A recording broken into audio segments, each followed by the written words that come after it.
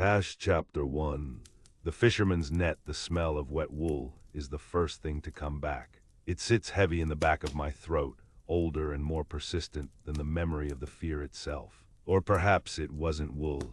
Maybe it was the brine, that thick, salt-crusted air of Brittany that coated your lungs like silt in a harbor.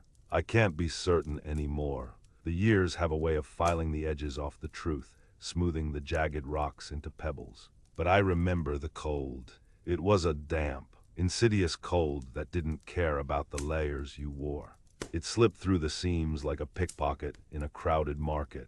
I was sitting in a bistro near the docks. I think it was called the Rusty Anchor, a cliché name for a cliché trap. The air inside was thick enough to chew stale wine, unwashed bodies, and the acrid bite of cheap tobacco. It reminded me of the holding cells back in Munich, specifically the drunk tank on a Saturday night, before the war turned the whole world into a crime scene. My hand was resting on the table, trying to look casual, but my finger kept brushing against the third button of my jacket. It was loose. A single, dangling thread held it in place. A thread of anxiety. I had sewn it on myself in the dim light of a rented room, my fingers clumsy. Not like the steady hands required to strip a Luger or fingerprint a suspect. It was a civilian jacket, a drab gray thing I'd bought secondhand in Paris. But the button was a mistake. I had lost the original and replaced it with a spare from my tunic. On the back, pressed against the fabric where no one should see, was the eagle clutching the wreath. If that button fell, if it rolled across the scarred wood of the table and landed eagle side up, my cover wouldn't just be blown. It would be shattered like a shop window in. Across from me sat Jean-Luc. At least that's the name on the file in my head. He might have been called Pierre or Jacques. Faces blur, but I remember his hands. They were monstrous things. Scarred and calloused, the skin textured like the bark of an oak tree. Fisherman's hands. Hands that strangled nets and gutted cod. Hands that could snap a neck as easily as a dry twig. "You look nervous," Jean-Luc rumbled. His voice sounded like gravel churning in a cement mixer. He pushed a glass of red wine toward me. The wine was purple, almost black, leaving sediment on the glass. The occupation making you jumpy. I forced a laugh. It came out dry, a rasp of sandpaper. Sales quotas, I lied, slipping into the persona I had constructed. I was a traveling salesman, peddling agricultural machinery parts. A boring man, a harmless man. The gears don't sell themselves, and the roads. The checkpoints are a nightmare. The checkpoints, he spat, taking a drag from a cigarette that looked tiny in his massive fingers. They treat us like criminals in our own home. I thought. I took a sip of the wine. It tasted like vinegar and iron. I just want to do my rounds and get back to my wife. I said, a standard lie. The wife was a fabrication, a detail in the dossier to make me seem domesticated, tethered. A man with a wife isn't a spy. He's just a man trying to survive. "We all want to go home," Jean-Luc muttered, his eyes drifting to the window where the rain lashed against the glass. It was dark out, the blackout curtains drawn tight, but you could hear the ocean. It never stopped. It was a constant, rhythmic interrogation, pounding the shore, demanding answers the land refused to give. I needed to make the move. The timing had to be precise. In the precinct, we called it the turn, that moment in an interrogation where you shift from building rapport to tightening the screws. But here I wasn't tightening screws. I was planting evidence. I reached into my pocket and pulled out a pack of cigarettes. Not the harsh French, but a smoother blend I'd acquired on the black market. "Here," I said, sliding the pack across the table. "Take them. A gift. I'm trying to quit. The doctor says my heart is like an old engine, misfiring." Jean-Luc looked at the pack. He looked at me. For a second, the bistro went silent. The clatter of dominoes in the corner stopped. The murmur of Breton French ceased. I felt the sweat prickle under my collar, cold and sharp. Had I misread him? Was he not the greedy opportunist the intel suggested? He picked up the pack. He weighed it in his hand.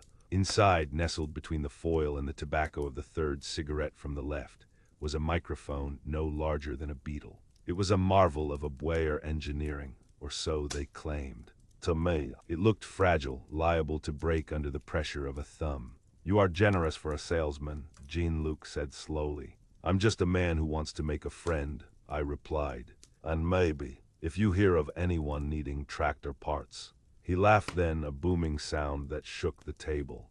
"Tractor parts? In a fishing village? You are a fool, but a generous one." He pocketed the cigarettes. The tension in my chest uncoiled, but only slightly. The evidence was planted. The suspect had taken the bait. Now I had to leave before I ruined it. I had to file the report, so to speak. I stood up, my legs feeling stiff. I should go. The curfew. "Sit," Jean-Luc commanded, pouring more wine. "One more for the road." "I really can't," I insisted. Perhaps too quickly. "My papers. I don't want trouble with the..." He studied me for a moment, his eyes narrowing. They were blue, I recall. Pale, watery blue, like the winter sky over Munich. He nodded. "Go then. Keep your head down."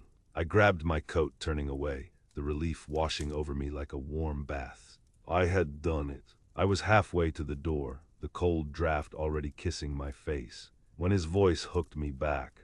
"Hey, salesman," I froze. My hand went instinctively to my waist, where my service pistol would have been if I were in uniform. But there was nothing there but the cheap fabric of the civilian trousers.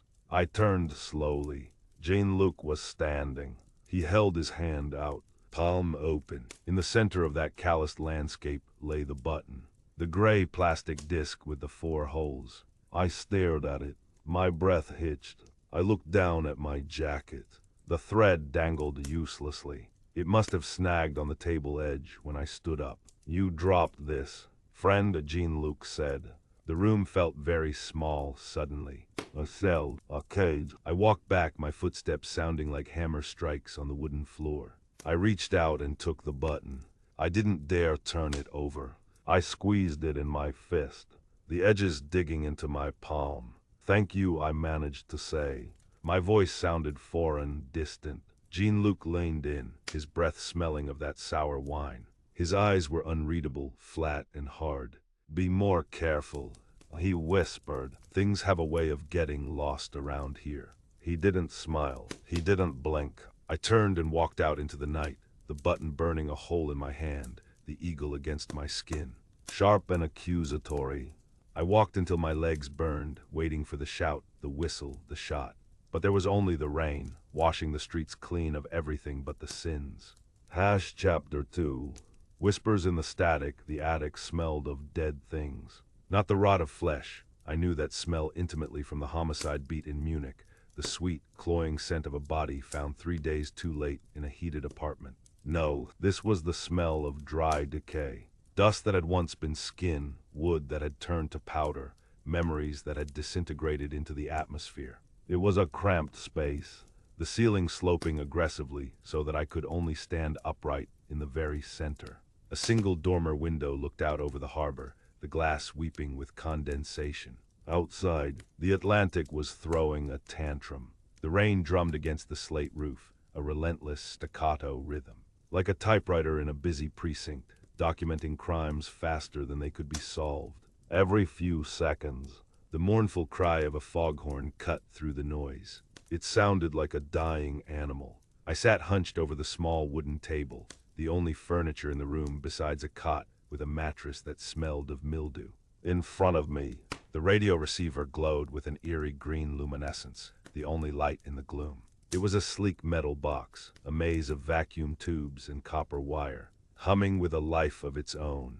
My link to the department, my dispatch radio. But the damn thing was faulty. It had been dropped during the transport, or maybe the dampness of this godforsaken coast had gotten into its lungs. The signal drifted. It was like trying to catch a whisper in a hurricane. I wore the heavy headphones, pressing them against my ears until the cartilage ached, trying to filter the signal from the noise. Static, white noise, the sound of the universe not caring. My fingers trembling slightly, age or cold. I couldn't tell, hovered over the tuning dial. I felt like a safecracker, feeling for the tumblers to click into place. If I turned it too far left, I got the BBC broadcasting jazz and coded messages to the resistance. Too far right, and it was just the cosmic scream of the atmosphere. I needed the frequency of the bug, the beetle I had planted in Jean-Luc's pocket. "Come on," I whispered. "Give me something. Give me a confession." Suddenly the static cleared, snapping into a fragile clarity. The voice was tinny, distorted, but distinct. It wasn't Jean-Luc. It was younger, faster. Jean-Luc's gravel voice rumbled through the headphones. It sounded distant, muffled by fabric. He must still have the pack in his pocket. I grabbed my notebook. My pen hovered over the paper. This was it, the stakeout, the hours of boredom punctuated by seconds of terror. The younger voice asked, "Code." I wrote it down. I stopped breathing. Gliders, paratroopers. This wasn't about cigarettes or wine. They were talking about the invasion, the rumor that had been eating at the high command like a stomach ulcer. I pressed the headphones tighter, closing my eyes to visualize the room they were in. I could hear the clink of glasses, the scrape of a chair. It was the bistro. They were sitting right where I had been. Jean-Luc said.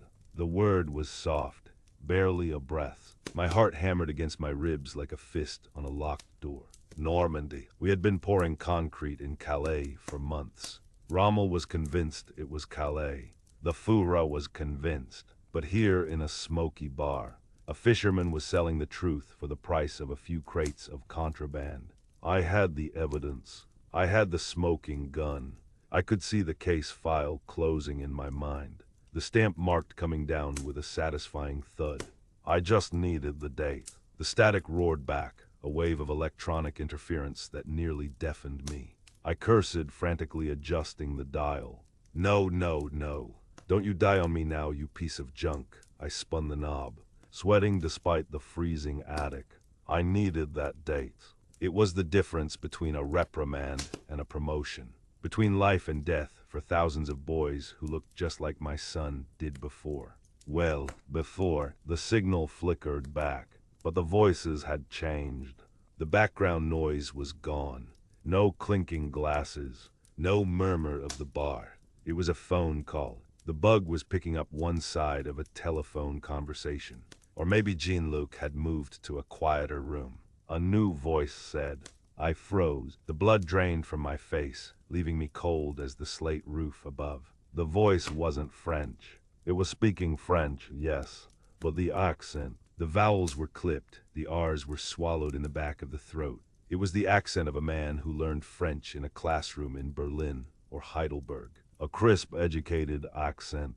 The German voice continued, smooth as silk. I stared at the radio, the green light reflecting in my wide eyes. The voice purred. My name. He said my name. The pen slipped from my fingers and rolled across the table, falling to the floor with a sound that seemed deafening in the silence of the attic. The leak wasn't just in the town. It wasn't just the fishermen. The rot went all the way up. I wasn't the detective solving the case. I was the patsy. I was the evidence they were planting. The German voice laughed, a low, cultured sound. I slowly took the headphones off. The static hissed in the air, mocking me. Outside, the foghorn groaned again, a long, hopeless warning to ships that were already sinking. I looked at the door of the attic, half expecting it to burst open. But there was only silence, and the terrible weight of a truth that could get me killed by my own side. Chapter 3. The Eagle and the Fox, the austere office of the Kreis Commandenter, smelled of floor polish, old paper, and the cloying sweetness of expensive cigar smoke. It was a scent that tried to mask the damp rot of the French coast, but failed. To me, it smelled like a precinct captain's office in Munich, just before a dressing down. I stood at attention, the heels of my boots locked together. The only sounds in the room were the precise, heavy ticking of a grandfather clock in the corner, and the distant, rhythmic crunch of jackboots on gravel from the patrol in the courtyard below. The room was uncomfortably warm. A large fireplace stoked to a blaze that seemed obscene given the coal rationing in the village. Sweat began to prickle at my hairline, trapped under the rim of my cap. Across the mahogany expanse of the desk sat Oberst Brandt. He did not look up as I entered. He was signing documents with a flourish, his pen scratching loudly against the parchment. "Oberleutnant Richter," he said finally, his voice low. "Report." The micro-tension in my chest tightened. The identity papers in my breast pocket, identifying me as a routine Abwehr inspector, felt paper-thin, fragile against the thudding of my heart. I wasn't just an inspector anymore. I was a witness to treason. But to prove it, I had to survive the next 5 minutes. "Herr Oberst," I began, keeping my voice flat, stripped of the tremors rattling my insides. "My review of the local counter-espionage measures is complete. The resistance cells in this sector are remarkably well informed." Brandt stopped writing. He looked up. His face was a landscape of aristocratic indifference. Smooth and pale, eyes like chips of flint. "Is that so? We are occupying a hostile nation, Richter. Everyone is well informed." "This is specific, sir," I pressed, my policeman's instinct warring with my survival instinct.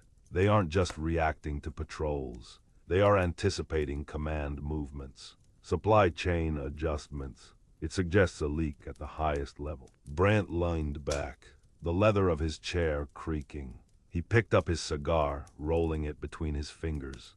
"A leak at the highest level." He smiled, but it didn't reach his eyes. "You Abwehr men, you see ghosts in every shadow. It justifies your budget, I suppose." I watched his hand. My memory, trained on the chaotic streets of Munich to catalog license plates and faces in a split second, went into overdrive. There was a ring on his right ring finger. Heavy gold, set with a black onyx stone. Etched into the gold was a crest, not a military division, but a family crest. A fox rampant. My mind replayed the audio from the attic. The clink of a glass. The specific, clipped cadence of the traitor's voice. Brandt took a drag of the cigar and exhaled a plume of blue smoke. "The local chatter is irrelevant. Richter, we have intelligence that the invasion force is massing for Pas-de-Calais. That is where the eyes of the Reich are turned. Anything else here in Normandy is distraction." He said the word with a distinct, nasal pinch on the vowels, a Heidelberg affectation. It was the voice, the exact voice from the radio intercept. The realization hit me with the physical force of a truncheon. I wasn't standing in front of a commanding officer. I was standing in front of the saboteur. The man who had sold us out was the man responsible for our defense. The chaos I feared, the breakdown of order, was sitting in a leather chair, wearing the uniform of the Wehrmacht. I had to get out. I had to get to a transmitter that wasn't monitored by his men. "Perhaps you are right, Herr Oberst," I lied, forcing my posture to relax into deference. "My time in the field may have made me paranoid. I will sanitize the report to reflect your assessment." I saluted and turned to leave, my hand reaching for the brass doorknob. "Richter." The voice was dangerously smooth.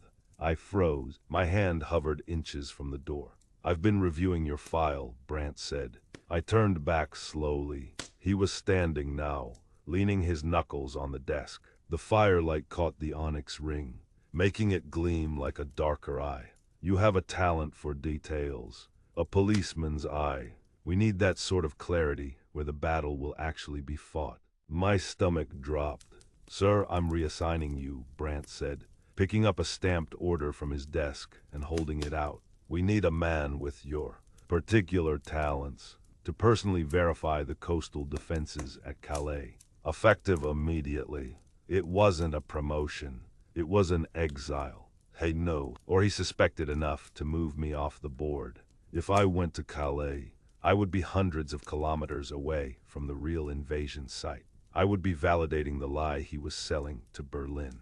"But my work here is unfinished," I stammered, the protest dying on my lips as I saw the look in his eyes. It was the look of a predator who had already sprung the trap. "Your work here is done," Brandt said coldly. "A car is waiting. You leave in 20 minutes.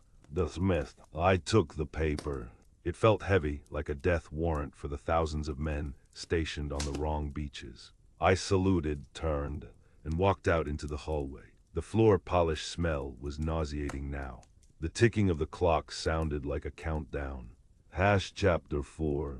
The unsent message. The military transport truck jolted violently, its suspension groaning as it hit another pothole in the dark, bombed-out road. We were grinding our way north, away from Normandy, towards Calais. The back of the truck was a black void. The smell of diesel fumes and damp canvas was suffocating, mixing with the metallic tang of the encryption machine resting in a case between my knees. The only sound was the monotonous drone of the engine and the rattling of my equipment against the metal floor. Outside, a freezing wind cut through the canvas flaps, biting at my exposed face. I sat alone in the darkness, my body swaying with the lurching vehicle, but my mind was paralyzed. In the deep pocket of my greatcoat, my hand was clenched around two slips of paper.